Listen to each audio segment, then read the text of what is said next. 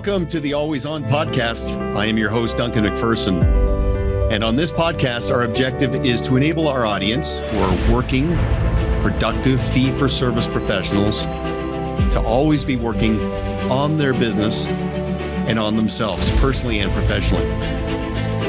I'm very excited because on today's podcast, I had a great conversation with Tom Deans, who is the author of two incredibly best-selling books, including Every Family's Business. And in this episode, we talked about how a financial professional can make himself or herself indispensable to very affluent clients, especially business owners, when it comes to continuity, succession, family investment legacy, and all of the dynastic realities that come about when money goes into motion. If you like this podcast, please like and share and tell your colleagues. And of course, we would love to hear any feedback. Thanks for listening. Okay, welcome to the Always On podcast. Very excited about this installment.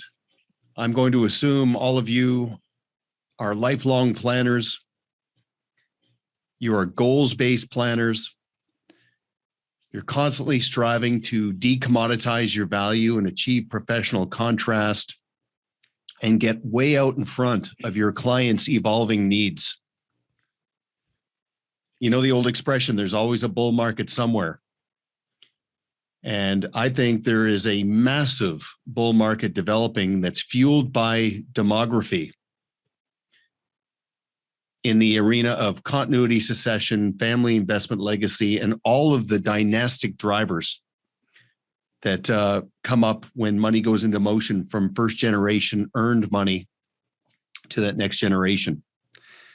And we are very fortunate to have arguably the most significant authority on this topic, Mr. Tom Deans, who is the author of a couple of great books, Willing Wisdom and Every Family's Business. Tom, you sent me way back when access to the audiobook. And it was a little jarring when I heard you. You were the voice of all the characters in that book. But when I heard you play the role of the lady, that was an eye-opener. You got my attention with that. Good job. Yeah, it's actually deeply humiliating. Duncan, I actually haven't recovered from that. I take a lot of heat for that. Good thing it was a small part that flight attendant had in that audiobook. But it's scary. It's actually really scary for me to think about laying down the recording for Willing Wisdom, my sequel to that book, because there's a female character that has a very large part. So yeah, that's not going to happen. You just outsource that? Yeah, we're definitely outsourcing that for sure. But looking forward to today's chat. We got a ton of ground to cover. So, Tom, I want to go right into your experiential credibility, not just in the financial services space and the role that you play enabling a financial professional to bring value added that the right client really finds to be of value, because your work is second to none. But you come from a place of personal experience that is absolutely riveting, and you capture that well in your books, but also in your presentation. So if you could just ease in with that as a starting point, that'd be great. Well, Duncan, I only write and speak about that which I have lived. I've lived in, I think, 6 of 10 provinces in Canada. I've run a business in St. Louis. I did a Ph.D. in England. I have always been on the move. And I find it interesting that I write about money in motion, but I'm in motion as well. And it's been really interesting to take a little bit of a pause in the last 18 months with this pandemic, but to kind of really sit and write a lot more and think a lot more about this subject. And what a subject it is. I never imagined when I was CEO of our family business for 8 years, and then having sold that business, writing the book, that I would be about 5 years ahead of the curve. So I had my liquidity event when I was in my mid-40s. But really, if you look at the leading edge of the boomers, they're turning 75 right now. So the leading edge turned 65 in 2011. We exited in 2007. So I was a little bit early, but I'm really kind of fortunate because I've been able to, 1,000 paid speaking events in 26 countries. I have met literally tens of thousands of business owners. And as you know, as a speaker, you give the speech, and then the best part is signing books where you gather the story, the feedback, the confessions of all that has gone well for a business owner, an advisor, someone who has been profoundly touched by this, I think, most vexing, troubling, difficult part of their life, which is, how do you get out? Easy to get in, often difficult to scale a business, but getting out for so many entrepreneurs is just, it's wicked and it's debilitating. It exacts an incredible toll on people's health, on their emotions, and consequently, most business owners leave it too late. They just simply dither. Well said. And we're going to get granular. I do want to sort of get right up to the keystone of your value. So, Tom Deans, I'm just going to put you on the spot. Ultimately, what do you do, and what is your calling? I was speaking in Quebec City a couple of weeks ago, and they kept on referring to me as a provocateur, which I take no higher compliment. I'm a thought leader in the traditional sense. In other words, I truly do not provide consulting services. I like going into a room and turning it upside down. Not being destructive. I mean, my first principle is do no harm, but my job as a thought leader and a provocateur is to provoke, and to provoke people out of a place of complacency and move them to take action. Because if they don't, we know, whether we're talking about estate planning or business succession planning, the stakes have never been higher. There is so much wealth stored in the retained earnings of these businesses with no plan, not poorly designed plans. I'm talking about complete absence of planning. And so I made a decision really early on, actually while I was in the middle of writing my first book, to really be a speaker. Just a speaker, I say just a speaker. It's exhausting work, as you know, to do it well. It is not easy to go into a room and deliver a counterintuitive, contrarian, some would argue controversial message.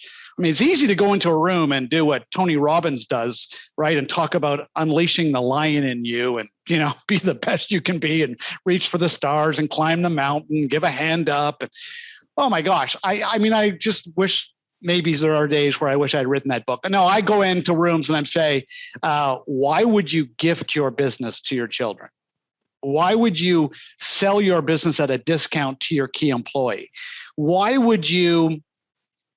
as a business owner, would you be one of the 127 million American and Canadians who don't have a will? In other words, you don't have a will. Seriously, what is going on in your world that would prevent you from having those basic document in place that answers the question, who gets your stuff when you're not here? Like, what is going on?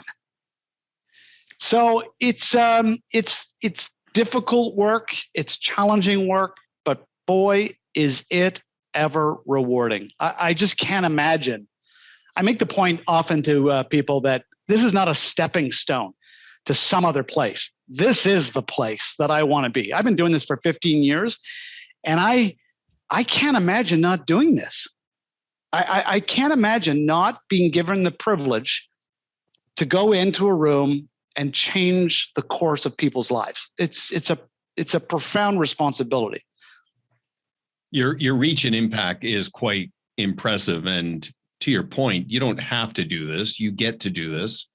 And I wanted to jump ahead a little bit, because if I'm a financial advisor, what you're empowering me to do is to supplement my technical ability and provoke and a conversation for the litany of unmet needs that exist in a very affluent, self-made client. Your point about the will and the stuff, I actually believe that the power of a will is to remove so much burden on the next generation, because as we know in this space, there are so many examples of getting it right, but so many more warnings of how, after the emotional devastation of somebody passing, the minefield that they had to navigate, how disruptive that is on their lives, trying to figure it all out. And now you've got to engage all of these professionals. You don't know who to trust.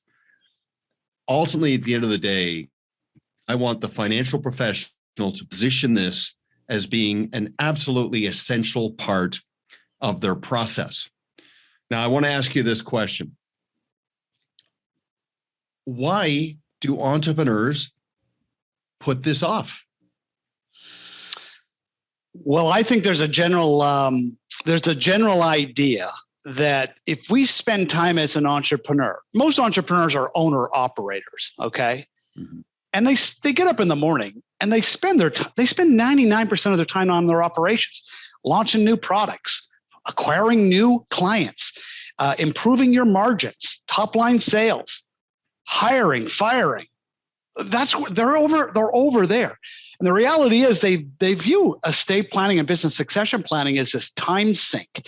It's like an hour of their life that they'll never get back. It's an hour that's going to drain from their opportunity to make money over here. And I keep telling these business owners, are you kidding me? It's over here where the dough is made. It's not your salary. It's that 10, 15, 20 multiple of your free cash flow that you're going to realize when you build a business that isn't so dependent on you, that has proper policies and procedures, that's scalable, and that isn't dependent on you. That's where you're building value, and you can monetize that. If you're just running a business as an operator, you're not going to have a succession plan. You're going to have a pretty poorly timed exit, and that exit usually looks like this. It usually looks like the business owner who dies at their desk. Not really a metaphor, literally. I'm telling you, you got about a 50% chance if you don't leave the building, you're going to die at your desk. And then your family is going to,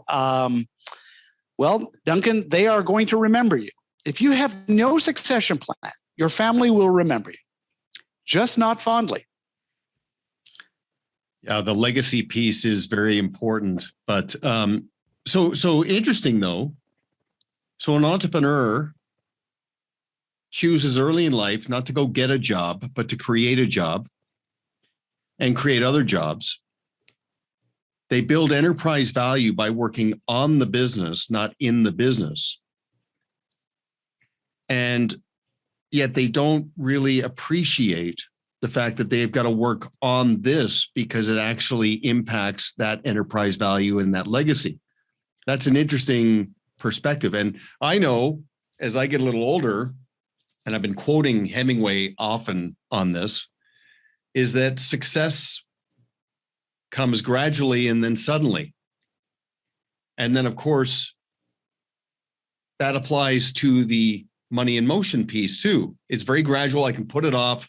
I'll get to it later. I'm an ideas guy. I'm working on the business. I think, and I really want to get to this point, this is very important. This is a risk management solution that supplements the asset management build. And what you do for a financial professional is that they get to outsource this to you from the standpoint of you walking into a real room or a virtual room and doing a presentation that is provocative for their clients and for the clients of their strategic partners, accountants, lawyers. And there's that bit of a good cop, bad cop dynamic. You can pick at it a little bit and be very, very direct and maybe even harsh. And the advisor gets to come in on the back end and put it all together and save the day. Am I describing a day in your life? Oh, that is exactly what I do. Yeah, absolutely. I get, it's fun work. And, I do a lot of my disruption by the use of storytelling and humor. Both are really effective at kind of getting in and poking around a business owner who is procrastinating on this subject. And I'll share some interesting tidbits. 4 U.S. presidents died without a will. 2 were lawyers. Half of all lawyers in America and Canada don't have wills. Like, we keep on relying on those centers of influence, accountants and lawyers, who are going to pick up the phone and call some business owner and say, "Hey, Larry, hey, Mary, you're 72 years old. I just want to come over now and help you with your succession plan." I keep telling my room full of business owners, you're going to be waiting a long time for that phone call. It ain't going to happen. It's the wealth advisor who's really, the values of the wealth advisor are more aligned with my message, because I'm saying, dude, you're Larry, Mary, you're 72 years old. You got 80% of your wealth wrapped up in the equity of your operating business, your financial advisory practice, or your auto dealership, your funeral home, your restaurant, whatever. What are you doing? Can you imagine a wealth advisor suggesting to their clients that they sell everything and buy, put all their money in 80% in one stock? They'd lose their license. It's insane. And yet, what do? We sit idly by passively, and we look at business owner clients. Sure, we're managing their investments, and we got a little bit of a retirement plan, but we're not asking the really big question, which is, "Hey, Larry, hey, Mary, how much of your personal net worth is wrapped up in your business?" That's the starting point. And if the business owner doesn't know, and most of them don't, it's like, okay, well, look, the very first step is you need a third-party valuation done of your business so that you can answer that question. And then we can start to bring some urgency and some form and some structure and process to your exit. Because Larry and Mary, you can't take it with you. And moreover, you don't know when you're going to die. So every day, you get up and you go to your office, and you're 72, and now you're 73, and now you're 82 years old. Listen, they're gambling. If those folks love to gamble, seriously, they need to save their money. They don't need to buy a ticket and go to Vegas. Okay? They are already in the biggest casino of their life. It's called their business. I mean, at least the drinks are free in Vegas. Okay, so I do want to get to that, by the way. The whole cobbler's kids have no shoes, right? Oh, the yeah. Advisor's continuity and succession plan. I do want to get to that because that is a very important sequence of points. But I want to come back to their organic business. So again, you will do a webinar or you will do a presentation. You'll fly to a city and present and stir the pot. And then your model, everybody in the room gets a copy of one or both of your books as a gift from the advisor. So this becomes the bridge as part of the advisor's call to action to sit down and have a conversation about how this gets built into the plan and the process. Is that right? Yeah, that's exactly it. So my business model is, instead of charging a speaking fee, the advisor buys a minimum number of books. They brand those books, right? They sticker the books. Oh, I see. So they come to that room. I give that kind of thought-provoking, no product push, none. Pure education, storytelling, funny, high energy, fast-paced, with a big call to action, which is, don't call me. See that advisor over here who brought me here? They are fantastic at business succession planning and really great at getting you started with your estate plan. And so I push the audience into the arms of the advisor. Actually, what I do, Duncan, is at the end of my talk, I bring the advisor, and ideally also their preferred center of influence, their accountant and lawyer. I bring them to the front of the room. Okay. And then I run a panel discussion. So I'll get a question from the audience. I'll give a very brief answer, but then I'll say, now the real expert in the room is the advisor. Hey, Bill, why don't you weigh in and answer? So what I do is I use the Q&A to shift the room away from me onto the people who are going to really pick up the pieces and do a lot of business long after I'm gone. Okay, excellent. And the accountant or the lawyer is bringing some of their clients in too, who are ideally prospective clients of the financial advisor, and vice versa. Oh, absolutely. That's the best part. Sometimes those accountants and lawyers are picking up some of the costs of the books, and the quid pro quo is that they're bringing their best clients. So it kind of takes the pressure off, an advisor to fill a room. Actually, the best events are when there's 2 or 3 sponsors. Okay, interesting. And you made a very important point. No promotion, no product pitch, no showcasing. This is very key in the world now of stewardship, is attract, not chase. So having this deliverable as part of a financial professional's process enables them to go further up market, number one. And number two, start the process of content marketing and even depersonalizing the business. So it's not the Larry or Mary show. We've got a process in place. And that shift is key because many advisors who have been doing this for a long time, they've got their patterns, and we want them to say, okay, look, you don't help people. You have a process that helps people. And everything you do is part of your proprietary process that someone can only get from you. And what's interesting about this is that most financial advisors are kind of their own best kept secret. They're a bit like the iceberg, right? Clients know what they know and know what they see, but there's so much more there.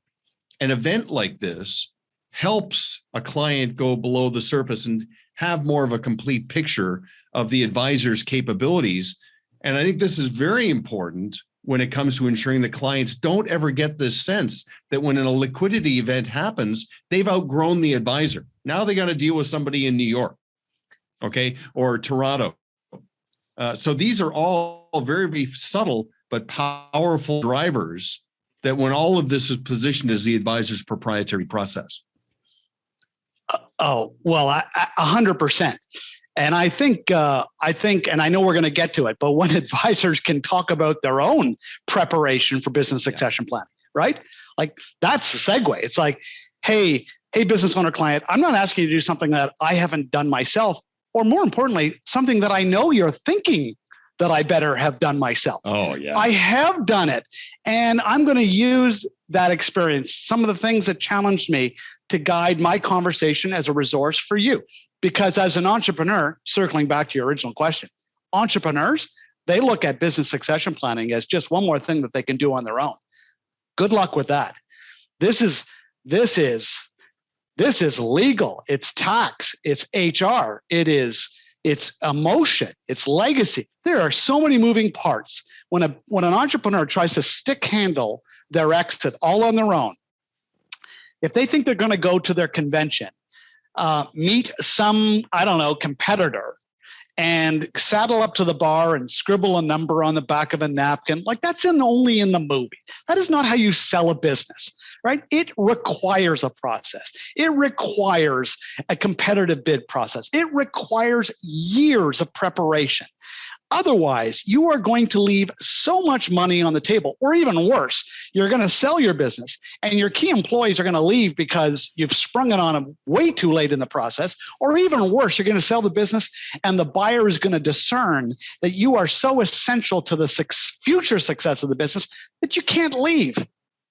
Typically, the whole point of selling a business is that you get some money and then you get to go do something more compelling, something more interesting, learn the violin. I don't know. Just don't write a book on family businesses, Duncan. It's a very crowded marketplace, very low margins. So interesting. So I do want to make the pivot because you're right. The best financial professional who is indispensable to a client with dynastic issues is somebody who's addressed their own in real time. Immense credibility. So I do want to go there, and I want to talk about enterprise value. But I want to talk a little bit about the organic business a little bit more, because one of my favorite things to remind a financial advisor of is, what do your clients trust and what do you actually manage? Okay, so they don't just manage money. Asset management is part of their process. They also manage a business, and every investment of effort they make into that business contributes to the client experience and the enterprise value. But in this case, what they really manage is they manage people. Oh, yeah. They manage expectations. They manage the trajectory of their milestones and achievements and critical life events. And building this in to the process is so incredibly powerful. And I often use, and you and I have done other things before, and I use this analogy, but the advisor's the Sherpa, and the climber doesn't hire the Sherpa just to get to the summit and plant the flag and enjoy the view for 10 minutes. They hire the Sherpa to get the climber back down. More climbers get in trouble on the back half of the journey. And the metaphor there is more self-made business owners who do have a liquidity event, the complexity and the emotional issues tied to that on the what should be the prime of their lives.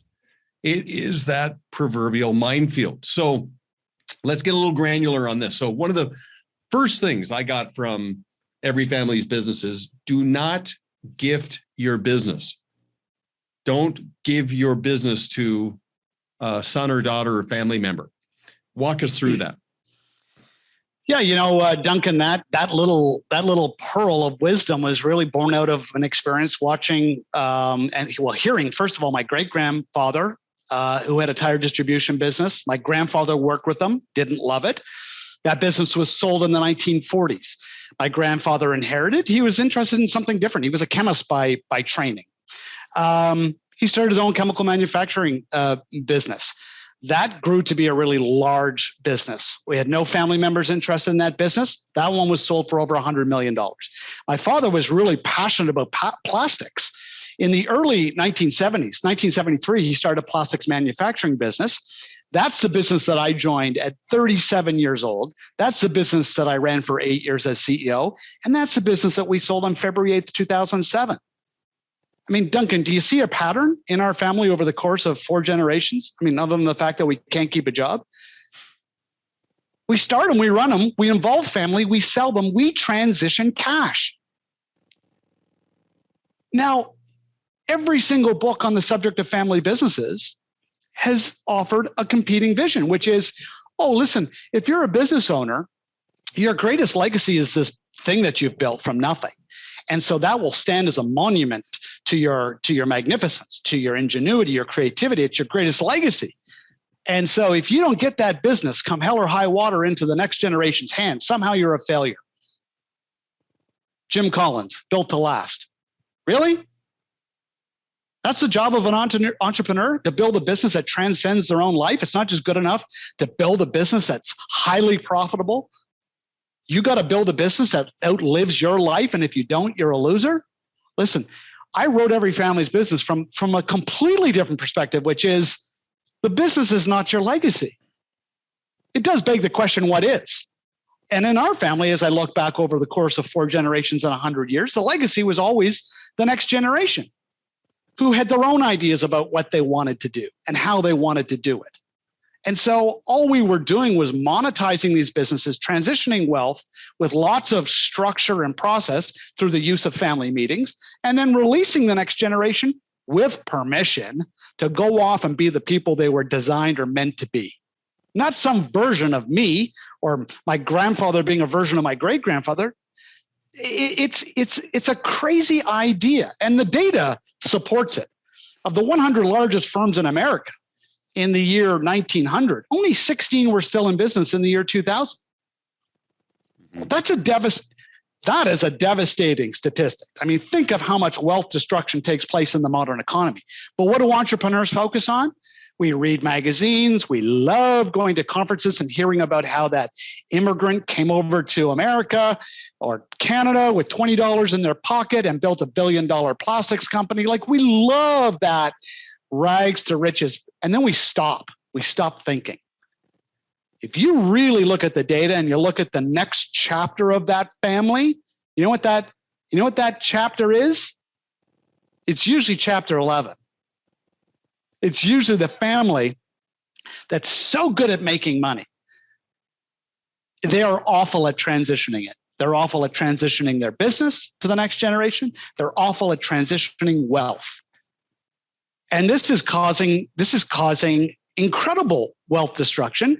It is causing advisors. We know that 80% of inherited money packs up and moves to a new advisor because most advisors have not positioned themselves or don't have a process for guiding the next generation to be prepared as heirs, or guiding their clients to transition wealth in a cautious, systematic way that prepares the next generation. Small, infrequent gifts, introducing the next generation to their own advisor or advisory practice, maybe a younger advisor in the same practice, coaching, mentoring, measuring how the next generation is dealing with small living gifts, which, by the way, are tax-free. Tax-free living gifts. What do most Canadian and Americans do with their wealth? Half of them don't have a will, and the other half that do have a will, most of them hoard their wealth, massive amounts of surplus capital. They hoard it, wrap it in secrecy, and then die, and then the floodgates open. And then everyone sits at the reading of a will and goes, wow, wow, wow, one of two wows. Wow, I had no idea mom and dad had that much money, or wow, I really thought they had a whole lot more. And guess what? I haven't been doing any of my own saving because I've been kind of counting on that big nut coming my way. Oh, wow. Secrecy does not serve families when it comes to business succession planning or estate planning. Well, you covered so much ground there. And as an entrepreneur who's been at it for so long, first of all, I was very fortunate in that my kids put any thought of them joining my business to rest very early. When my oldest son was in high school, we were talking about the future, and I said to him, I said, I could be kind of your plan B. And he looked at me and said, Dad, you're probably about my plan Q. It is so far, pretty much everything else has to fail catastrophically for me to even consider. And wasn't quite that dramatic, but close. But so I don't have to worry about that. But I am thinking about legacy. And here's what's fascinating, right? So 7 Habits begin with the end in mind. The E-Myth, Michael Gerber, every business is built to be sold.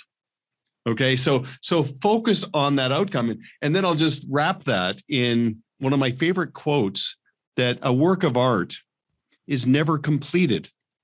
It's abandoned. The artist just moves on. And that sounds a little bit bleak, but really what it means is you need to have a sense and some definition on the final outcome. Okay, so with all of that, let's talk about the advisor. And let's talk about some of the examples and warnings. It's interesting. I had a conversation with a lady who took on her father's business, took a massive pay cut because she worked in New York City on the institutional side of the financial services business, but was intrigued by the retail side. And she bought her father's business. There was a bit of a vendor take back. That's all good. But because she had skin in the game, because she was self-motivated, because dad didn't want it more than she did, he did secure his legacy very well, and he stayed involved. But it motivated her to create and reimagine the business in her view, her vision. So let's talk about continuity, succession, and family investment legacy, because, and I'm sure you agree, a financial professional is arguably doing their clients a disservice by not addressing their own continuity and succession plan. And you're right, there are advisors who have been doing this for 30 years who now on a regular basis have a client who say to them, what happens if you're not here? What happens to us? Advisors can't wait for that question to start coming up more often than not. They've got to get so far out in front of that. So let's talk about some of those factors. So on one side, a financial advisor could reach out to Tom Deans, acquire a couple of cases of books, have you come in virtually or physically and present on their behalf to stir that pot and have the focal point shine on the advisor. That's a phenomenal value-added service that clients will value. On the other side, you have the advisor's own legacy, their own liquidity event, and their responsibility to their clients. So let's ease into that portion of the conversation. Yeah, I think, again, when advisors begin with the end in mind and are able to articulate not only to themselves and their own family about how they would deal with the transition of their advisory practice, but then really tell that story to their clients. And this is not an old, you see, it's interesting. This is not just an old advisor's issue. There's lots of advisors who die in their 40s and 50s and 60s. It's not just advisors who get into their 70s and that's like, oh, we know exactly how this is going to go down. I mean, roughly 5,000 people. 5,000 people this week in North America will die under the age of 50. I mean, we just don't know. I think at any age, when it's just good practice for any advisor to be able to articulate at some point in the client relationship, listen, I have a succession plan. If I'm hit by a bus, God forbid, I'm hit by a bus, I want you to know that we have a system, an approach that will smoothly transition you to an advisor that will take you, and ideally you would introduce them to that advisor, their plan B.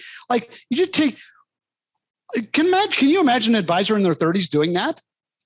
And can you imagine the credibility that they now have when they say to their business owner client, which, by the way, are the most wealthiest clients. They are the high net worth clients. I know everyone's busy chasing doctors and dentists. The reality is business owners are the ultra high net worth clients. So if you're an advisor, and I got to tell you, Duncan, I've never met an advisor who says, I want to build my future practice on the backs of really poor people. Everyone wants ultra high net worth clients. Well, they're business owners. So you better get good at this, because the number one thing keeping business owners up at night is their exit plan, their transition plan. How are they going to get out? So unless you have the confidence to look them square in the eye and say, look, I've done this.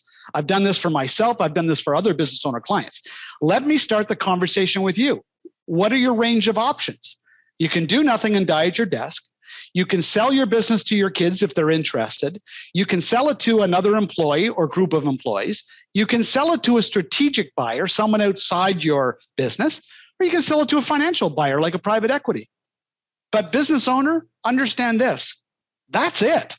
No one is inventing new ways to get out. So the question is, how can we work on all of these different options concurrently so that when you pull that lever, you decide that this is the year that you want to move out of your practice or your business, that you've got multiple people that you've been cultivating over the years to bid on your business. It's the multiple bid process that is actually going to raise the price. This is your biggest asset. You got to get this right, and it doesn't happen by accident. Well, and what's fascinating about all of that is the multiples. Up until a couple of years ago, a fee-based, tidy business with sticky clients was commanding 2 to 3 times. Today, we're seeing 5, 7, 10 times. Yeah, because there are so many entities out there that want to buy it, not build it. So let's back up a little bit. So the mom or dad has a family member or a protege in place. This has to be an acquisition that has to be very well thought through. It can't be perceived as nepotism. Oh, that's cute. Johnny's going to take over the business, because the client perception of that is this feels like a downgrade and a handoff. Okay. And that will lead to flight. It can't be done that way because of the team perception. Okay. When a sense of entitlement creeps in, I've been on the team now for 15 years, and somebody who's maybe lacking some merit is going to come in and take things over. That's questionable too. But essentially, the advisor has to consider, how do I maximize the value of my biggest asset? Okay, so I've got every aspect of my business process driven and defined as an intellectual property. My books are incredibly tidy. My team stays in their lanes. They understand roles and responsibilities. They are bought in. My clients are sticky. And here's the kicker. Not only am I consistently attracting new business through introductions, I'm getting deeper family and client engagement as the money goes into motion because of my process. So it's not a stretch to say, as you said, get this right. It'll actually drive the enterprise value by adding this deliverable into the process, correct? Oh my gosh, 100%. And everyone is looking for ways to improve and systematize their referrals and introductions. The reality is, the biggest source of new client capital is right in front of most advisors, and they ignore it. It's the family wealth. If I was going to be an aggregator of a financial advisory space, I would come in, say I'm going to buy your book of business, Duncan. I'm going to come in. You know what? One of the things I'm going to ask early on in the due diligence is for a list of the surnames of your clients, no numbers, just in alphabetical order. And if I see Adam, Brown, Campbell, Deans, I'll give you one multiple. I might give you two multiple. If I see Adam, Brown, Campbell, Deans. I've got, oh my God, I know what you've done. You've built you have a handful of families that you have kept an entire family together. Families are sticky. Families don't pack up en masse and leave their advisors, even in transition when the advisor's transitioning out. You know what's interesting about this is that there are some advisors that have the perception that, if my client who I've had for 30 years passes away and all that money dilutes into the hands of 6, 8, 10 people, now I'm managing 8 relationships instead of 1. That just seems like work. What's fascinating about being process driven is they can have a one-to-many deliverable for all those family members and automated processes. The hassle factor isn't that significant. But here's another point on this. You bring up great points. Pareto, 80-20 rule. We have many teams going through the process of growing down. They're literally allocating the 80% of their clients who generate 20% of the business to a different model or a different advisor, so they can go deeper into the 20% who generate 80% of the business.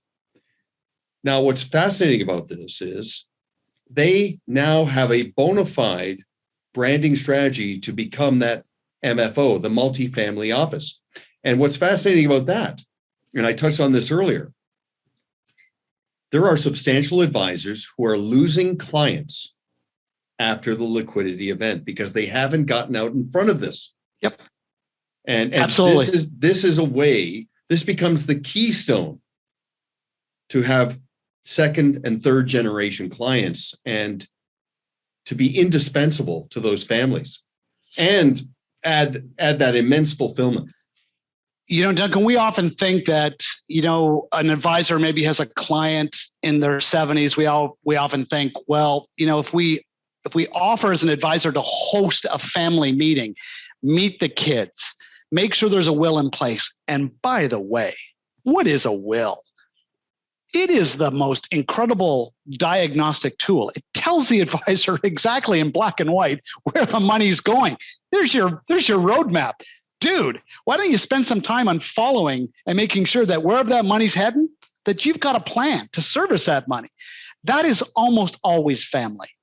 Why wouldn't you want to get to know the family? But here's the rub. That client in his 40s may have parents with significant wealth whose advisor has retired. The referrals are going up as often as they're coming down demographically. You get the kids and you say, listen, are you an executor to your parents' estate? If you are, I'd love to meet your parents and make sure that transition goes well for you. How can we open up the lines? How can I facilitate this? Oh my gosh. Now you're getting the parents as customers. If it wasn't so simple, it wouldn't be so sad. 127 million American and Canadians without a will.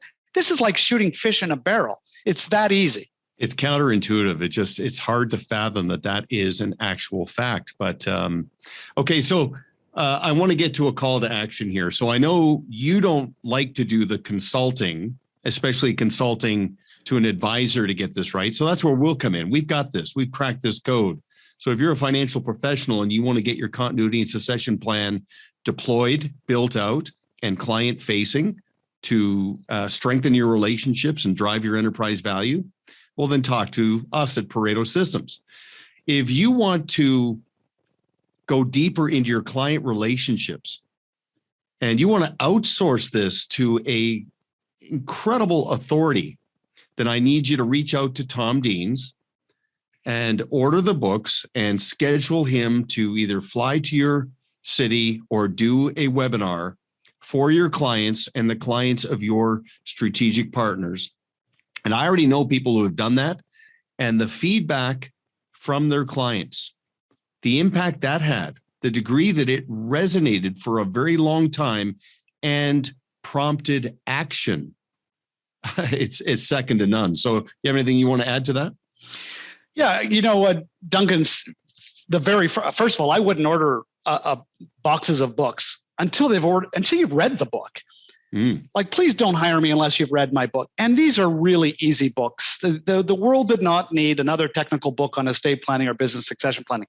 These are fun, entertaining books that business owners actually start and finish because they're funny, they're fast-paced, and they're entertaining.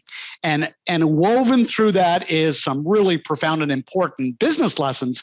But that has really been the key. I've been doing this for 15 years, 1.3 million copies of Every Family's Business Sold. That's why. Because business owners have the attention span of a gnat. The book is short, it's punchy, it's funny, and that in combination with my speaking, really, the advisor is going to be busier than they can handle. I'm going to fill their sales funnel with business opportunities. And I do agree with the humor and the interest level, your ability to hold someone's attention, but it is actionable. Like from my perspective personally, you prompted me to take action on probably half a dozen meaningful gaps in my own approach. So you found a sweet spot there. And I'll just close with this, Tom, from my perspective. Risk management, right? So the essence of Zen is that you could live to be 100 or it could all be over tomorrow. So govern yourself accordingly. Don't leave anything to chance. Just demystify all of it. And like you said, your legacy will be secure. So I'll let you have the closing comment. I just want to say thank you very much for making your time. I know you're a very busy guy, so thanks for that. Yeah. Thanks, Duncan. I mean, always so much fun. I mean, for those who are watching, there's no script. Like we are just having a conversation. So much content, right? This is such a huge, timely subject. Advisors no longer have to build a case for business succession planning or estate planning. COVID has done it for them. Right? Estate planning and business succession planning has gone from priority 125 in people's lives to literally one of the top 3 things that are keeping people up at night. We've lost people that we know. We know people who have been on ventilators. This came out of left field. It hit businesses hard and fast. This is the subject du jour. That's the bilingual component of my speech today. This is a huge subject. Strike while the iron is hot. There is a voracious appetite among business owners and ultra high net worth clients. They need help and they need it from their financial advisor. Well said. Yeah. If you want to attract more attractive clients, make yourself more attractive. And this is that next piece to that outcome. Tom, thanks a lot. We're going to have you back. This is always great. Thank you. Duncan, my pleasure. So much fun. Cheers.